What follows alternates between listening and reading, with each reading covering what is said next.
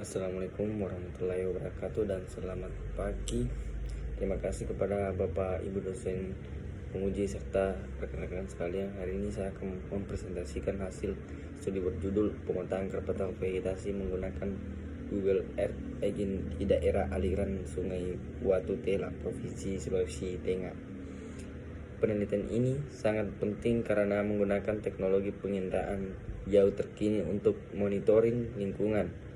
Saya Rizal dengan NIM A1312424 akan memandu Anda melalui temuan-temuan utama dari jurnal ini.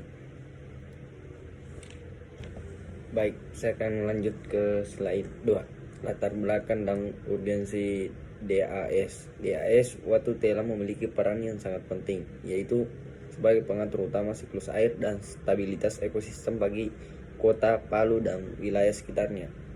Namun, kawasan ini terus menghadapi ancaman berupa hilangnya tutupan vegetasi. Jika tutupan vegetasi berkurang, dampak langsungnya adalah penurunan kualitas air sungai dan meningkatnya risiko bencana alam.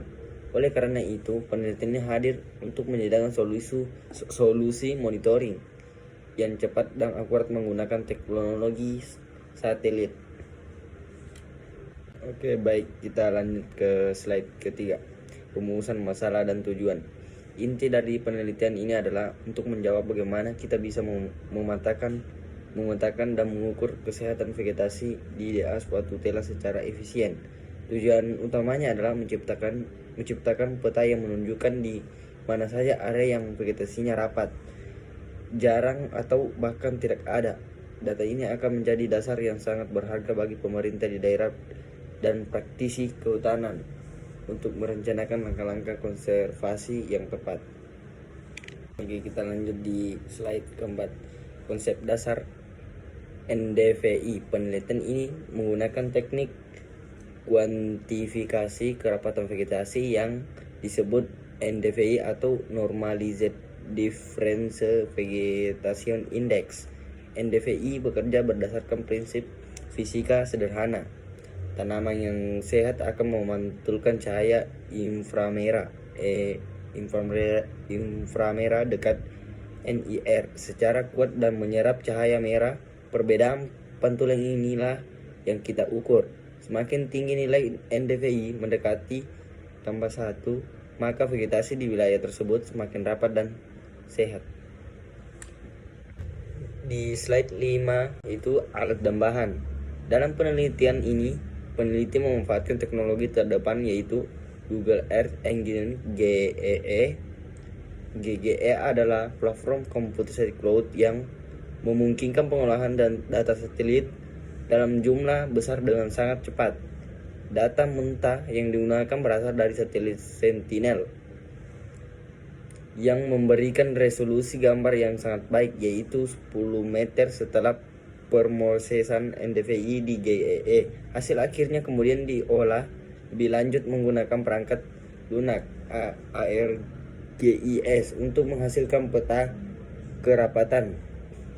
Di slide ke-6 itu hasil klasifikasi kerapatan vegetasi. Hasil pemetaan menunjukkan variabilitas kerapatan yang besar. Setelah nilai NDVI dihitung, peneliti membaginya menjadi 5 kelas, mulai dari non-vegetasi hingga vegetasi rapat. Kelas vegetasi rapat memiliki nilai NDVI tertinggi yaitu 0,61 hingga 1,00.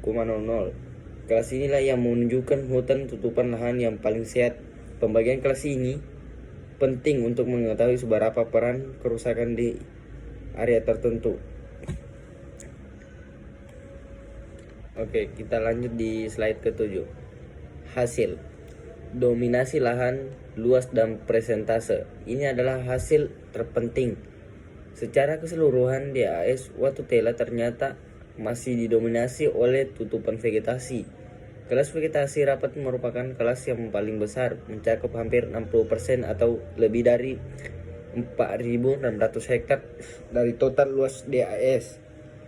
Hal ini menunjukkan bahwa fungsi konservasi DAS secara umum masih terjaga dengan baik. Namun, kita juga perlu mencatat bahwa hampir 11% lahan sudah termasuk kelas non-vegetasi atau sangat jarang yang perlu menjadi perhatian. Oke, di slide ke-8, pembahasan. Implikasi temuan dari hasil tersebut, ada 2 implikasi konservasi yang bisa kita tarik. Yang pertama, dominasi vegetasi rapat adalah berita baik, yang berarti risiko bencana hidrologi deforestasi massal masih rendah. Namun yang perlu diwaspadai adalah area non vegetasi yang mencapai hampir 11% area perlu diidentifikasi lebih lanjut karena kemungkinan besar merupakan lahan pertanian pemukiman atau lahan yang sudah mengalami degradasi parah. Data spesial ini memungkinkan kita untuk memantau titik-titik krisis secara spesifik. Oke, lanjut di kesimpulan. Sebagai kesimpulan, penelitian ini berhasil membuktikan bahwa penggunaan teknologi Google Earth NDVI adalah cara yang efisien untuk memantau kesehatan DAS secara umum. DAS Watutela masih dalam kondisi yang relatif baik karena didominasi oleh vegetasi rapat, namun adanya variasi spesial menuntut adanya tindak lanjut berupa perencanaan konservasi yang fokus pada area dengan kerapatan vegetasi rendah. Oke, slide terakhir. Rekomendasi dan penutup. Berdasarkan hasil ini, terdapat 3 rekomendasi utama. Pertama, yang penting untuk melakukan vegetasi di lapangan, terutama di area yang terdeteksi memiliki kerapatan vegetasi rendah untuk mengidentifikasi jenis perubahan lahannya. Kedua, program rehabilitasi harus ditargetkan pada titik-titik kritis tersebut. Dan yang ketiga, disarankan untuk melakukan monitoring berkala menggunakan GEM karena platform ini sangat cepat dan efisien. Demikian presentasi dari saya. Terima kasih atas perhatiannya. Assalamualaikum warahmatullahi wabarakatuh.